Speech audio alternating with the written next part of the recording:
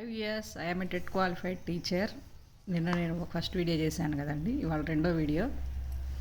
గణిత శాస్త్ర బోధనలో గణిత శాస్త్ర చరిత్రను మిళితం చేయడానికి సూచనలు. పాఠాల్లో గణిత శాస్త్ర చరిత్ర ఒక భాగం కావాలి. ఆ పాఠంలో చరిత్రను ఏ విధంగా ఉపయోగించాలనే సహకారం అందివ్వాలి అని వాన్ మేనన్ చెప్పారు. పాఠాలలో గణిత శాస్త్ర చరిత్ర ఒక భాగం కావాలి. ఆ పాఠంలో చరిత్రను ఏ విధంగా ఉపయోగించాలి అనే సమాచారం అందివ్వాలి. ఈ విధంగా చూసుకుంటే అర్థం చేసుకుంటే అర్థమవుతుందండి. నెక్స్ట్, గణిత శాస్త్ర చరిత్ర జ్ఞానం వలన ఉపాధ్యాయునికి కలుగు ప్రయోజనాలు. ఇవి కూడా చూసుకోండి, చదువుకోండి. నెక్స్ట్, ప్రముఖ భారతీయ గణిత శాస్త్రవేత్తల సేవల గురించి తెలుసుకుందాం. ఫస్ట్, ఆర్యభట్ట. ఇది చాలా ఇంపార్టెంట్ అండి. క్రీస్తు శకం 476లో ఆర్యభట్ట గారు మార్చి 21న కేరళ రాష్ట్రంలోని అస్మకాపురంలో జన్మించారు. బీహార్ రాష్ట్ర రాజధాని అయినటువంటి పాటలీపుత్రం నందుగల నలంద విశ్వవిద్యాలయంలో విద్యనభ్యసించి చిన్న వయసులోనే ఖగోళ, జ్యోతిష, గణిత శాస్త్రాలలో గొప్ప ప్రావీణ్యం సంపాదించారు. గణిత శాస్త్రం అభివృద్ధి చెందిన రోజుల్లో ఆర్యభట్ట గణితంలో అనేక అంశాలను వివరించారు. ఆర్యభట్ట తను చదివిన నలంద విశ్వవిద్యాలయానికి ఉపకులపతిగా నియమించబడ్డారు. చూడండి, ఇక్కడ ఆర్యభట్ట గారిని ఉపకులపతిగా నియమించబడ్డానికి గుప్తుల కాలం అండి. అప్పుడు బుద్ధగుప్తుడు ఆర్యభట్టను ఉపకులపతిగా నియమించారు.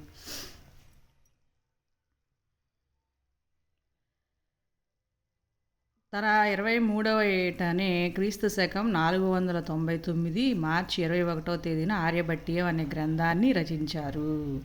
చిన్న వయసులోనే ఆయన ఆర్యభట్టీయం అనే గ్రంథాన్ని మార్చి 21వ తారీఖున క్రీస్తు శకం 499.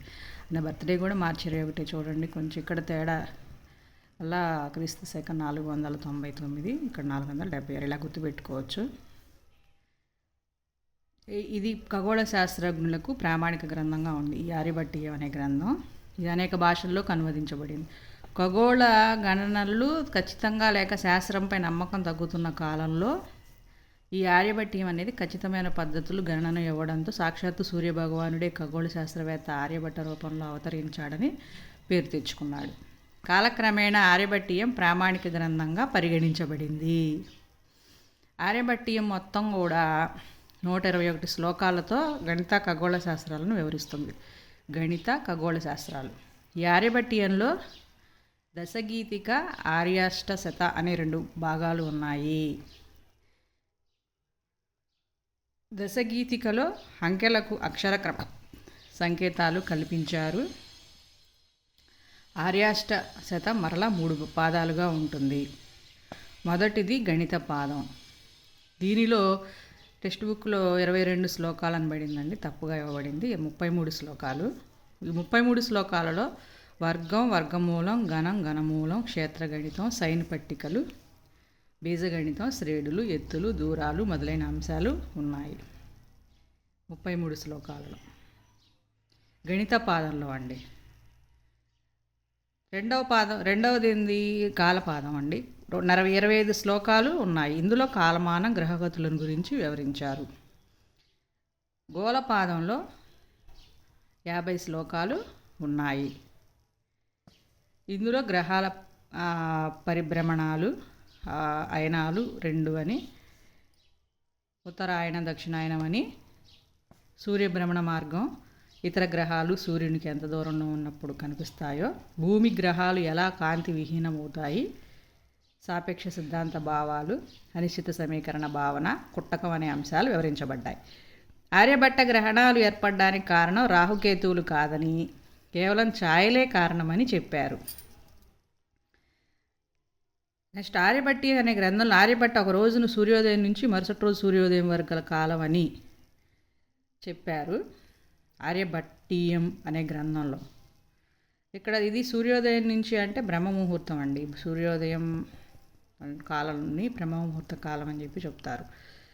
ఆర్యభట్ట రెండో గ్రంథమైన ఆర్యభట్ట సిద్ధాంతిక, అంటే సిద్ధాంతం అని అనొచ్చు. ఈ ఆర్యభట్ట సిద్ధాంతంలో ఒక రోజును అర్ధరాత్రి నుంచి మరుసటి రోజు అర్ధరాత్రి వరకు అని తెలిపాడు. గుర్తుపెట్టుకోండి, ఆర్యభట్ట బట్టియం అనే గ్రంథంలోనేమో సూర్యోదయం నుంచి మరుసటి రోజు సూర్యోదయం వరకు గల కాలం అని ఒక రోజును తెలియజేస్తే, ఆర్యభట్ట సిద్ధాంతికాలోనేమో ఒక రోజుని అర్ధరాత్రి నుంచి మరుసటి రోజు అర్ధరాత్రి వరకు అని చెప్పారు.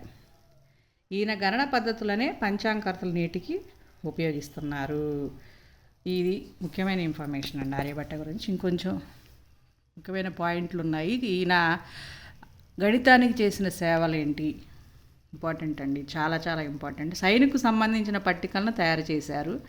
పై విలువ సుమారుగా 3.1416 అని మొదటిసారిగా తెలిపారు. 62,382/2000 దాన్ని చేస్తే మనకి 3.1416 వస్తుంది. ఆయన చేసి దాన్ని రాబట్టడం జరిగింది. అంకశ్రేణిలో n పదాల మొత్తానికి సూత్రం తెలిపారు. అవ్యక్త రాశులకు అక్షరాలను వాడవచ్చునని మొట్టమొదటిసారిగా తెలిపారు. త్రిభుజ వైశాల్యం, వృత్త వైశాల్యాలకు సూత్రాలను అందించిన శాస్త్రవేత్త. భూమి గోళాకారంలో ఉంటుందని, అది సూర్యుని చుట్టూ తిరుగుతుందని తెలిపారు. ఆర్యభట్ట ఉపయోగించిన కుట్టకం చాలా ఇంపార్టెంట్. ఇది కూడా ఈ డిఎస్సిలో వచ్చిన బిట్టు అనే పద్ధతి కంప్యూటర్లకు ఎంతో అనువైనదని పరిశోధకుల అభిప్రాయం. పై విలువ చెప్పింది ఎవరు, కుట్టకం అనే పద్ధతిని ఉపయోగించింది ఎవరు, ఈ రెండు గత డిఎస్సిలో వచ్చిన బిట్లు. దశాంశ పద్ధతిని విస్తృతంగా ఉపయోగించారు. a+b² = a² + 2ab + b² అని తెలిపిన సాధన ప్రపంచవ్యాప్తంగా కొనియాడబడుతున్నది. భూభ్రమణానికి పట్టే కాలం 23 గంటల 56 నిమిషాల 4.1 సెకండ్ అని చెప్పారు. నేటి ఆధునిక పరికరాలతో